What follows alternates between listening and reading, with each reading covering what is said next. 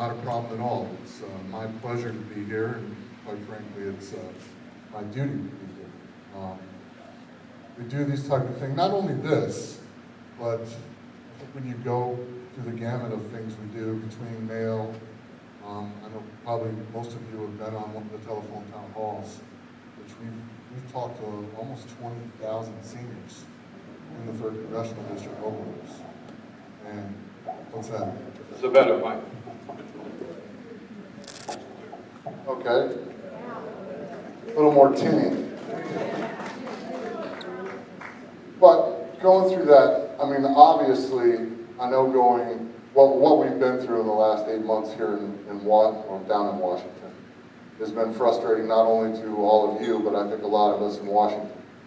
You know, when you look at the polling, we've gotten back to politics as usual, partisanship. You know, when you look at the polling, we've gotten back to politics as usual, partisanship. You know, people screaming on both sides. And everybody back home isn't getting it. I spoke to some people a couple guys last night and a couple guys today. And that was their biggest concern. It's like, do you guys actually talk? Do you get along? And I equate it to going into a competition, going into a battle. You got to be able to have that switch, flip that switch on, to get your point across, to get your message out. But you come on. You have to be people. You can't walk around with that chip on your shoulder all the day, because you're never going to accomplish anything, because you have to be able to communicate with people that have different ideas and different values than you do. So I think that is one big thing that I think is kind of disappointing in Washington, and I think it's a misperception that most people have. There are people like that, but most people, civilly as human beings, do get along. But when the politics gets involved, that's when it gets messed up. As we start today, I want to give you 3 images to think about, to take home with you. I know most of you have probably seen me do that before, but you all have. Either you have the technology like I do, or you have the picture in your wallet. And that picture, my son's not in this picture, but this is a picture of my wife and my 2 little girls. I have an 11-year-old and a 9-year-old, and I have a 14-year-old son going on about 20.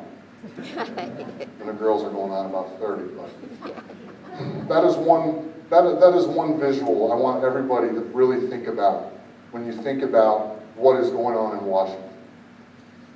Because when I go down there and you see the politics happening, you see what's going on, a lot of times it is about politics. And it's not about this country.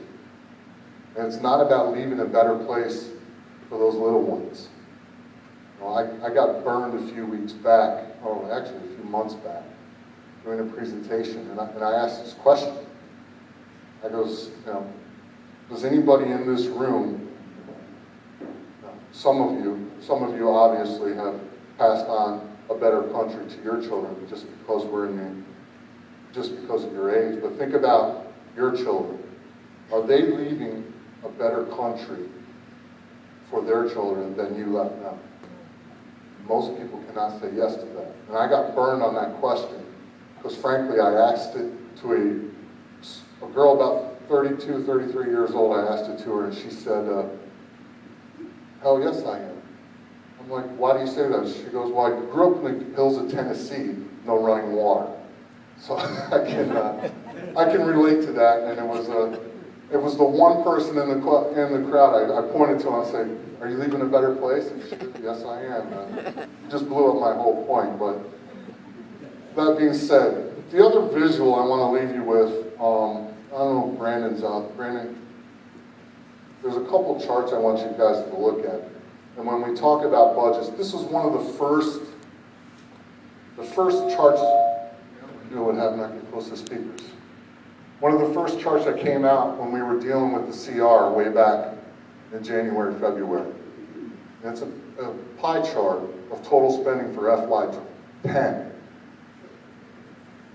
And we've gotten into this whole discussion on how we're going to get us back on a sustainable path. When you look at that pie chart, there's two slices taken out, and they're both discretionary spending. One is non-defense, and one is defense. When you look at when you get a second to look at this pie chart as he brings it around, the stuff that is an autopilot in this government, every single entitlement, everything that is written in law that Congress does not appropriate, is more than we take in revenue on a yearly basis.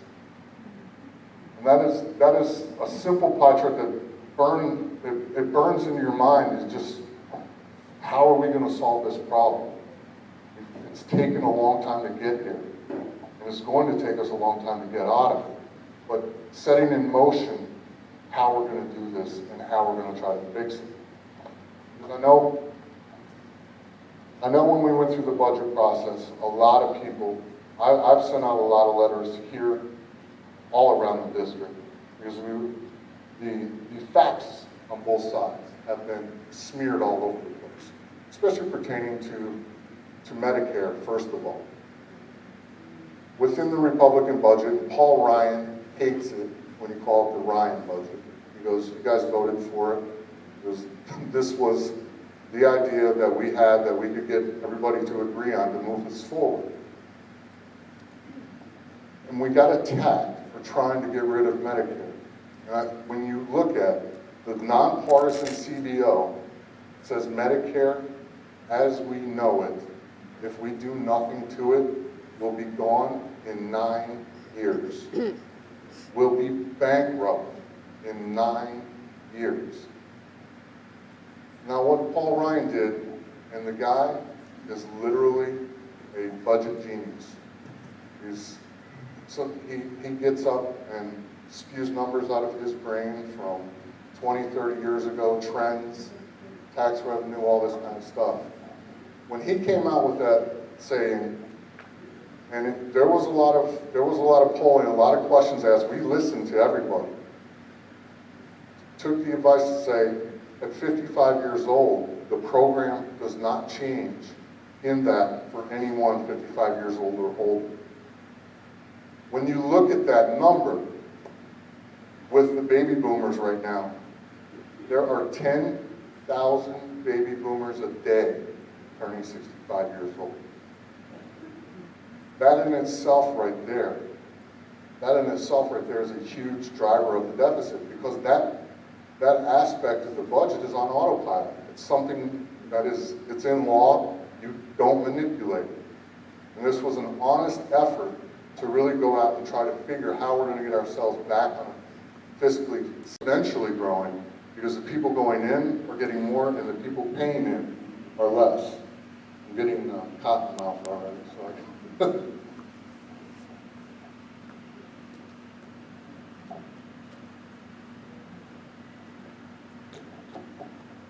And I know most of you know in the middle of that the debt ceiling debate we had a few weeks back, there was a day that passed. And it was right around, as you guys saw in that last debate, there's no hard dates in the federal government, but the day was July 27th. From July 27th to January 1, the federal government borrows every penny it spends from now until January 1.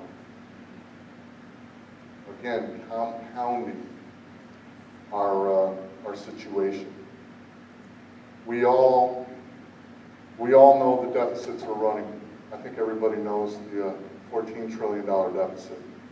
Does anybody here have any idea, with the laws that are on the books, what our unfunded outlays are in the federal government? Anybody? Because that's all we ever talk about is the 14 trillion. $62.3 trillion in unfunded outlays. Laws that are currently on the books that we have to figure out how to fund.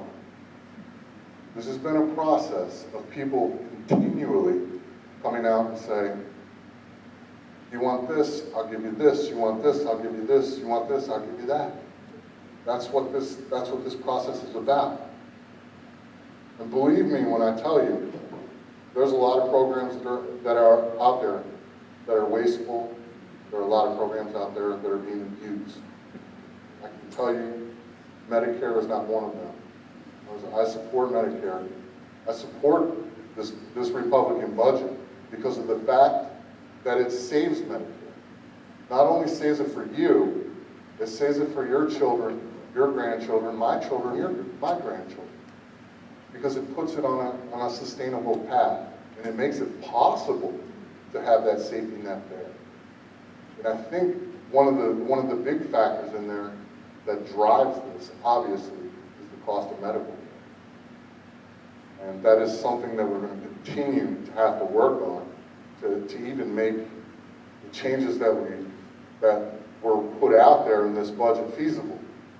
Not that this budget went anywhere. That again, I think we come back to the frustrating aspect of Washington. Take an idea, put it on paper, and get barbecued.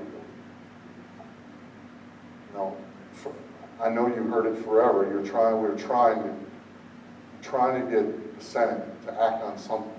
Take our bill and butcher it. Send it back to us. Let us have the debate. We're never given any ideas. And that's what this is. This is about sitting down and sharing information and sharing ideas. I tell everybody all the time, we're not going to agree on everything, but we have to find something we can agree on as a starting point to move forward. Because we cannot move forward on this. The next interesting graph I want to talk about, and I get when people say that China basically owns us. You know the scary part is? We owe ourselves more money than anybody else owns us. If you look at the big circle right there, that's the 2010 debt pie chart. I believe it's 53 or 52% Americans own our own debt.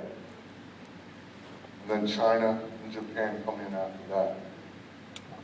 It's part of that. I haven't had the opportunity to do it, but every day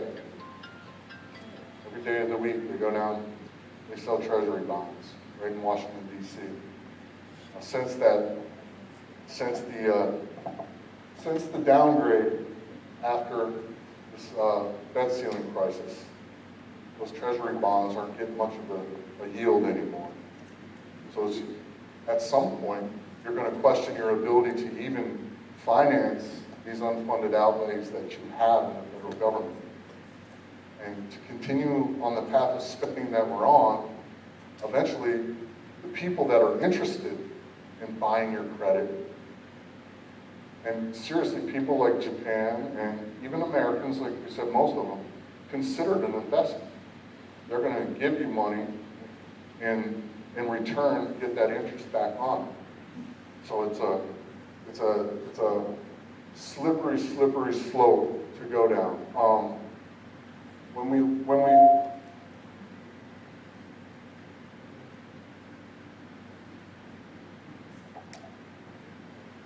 we look at what we're doing, and don't go anywhere, Brandon, because I want you to walk the next one around. And I'll move on and stop talking and really get to your questions. Since World War II, the United States government has spent more money every single year until we got the CR of last year passed. It was the first step turning it down. Now we're going to be on the path now for 2 consecutive years for the federal government to actually spend less money. I think, quite frankly, it's amazing that we can get that done. Because when you look at it, the red on that far right of that chart is current policy.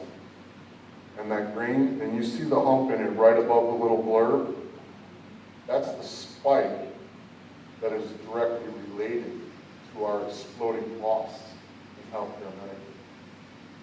as that green represents that Republican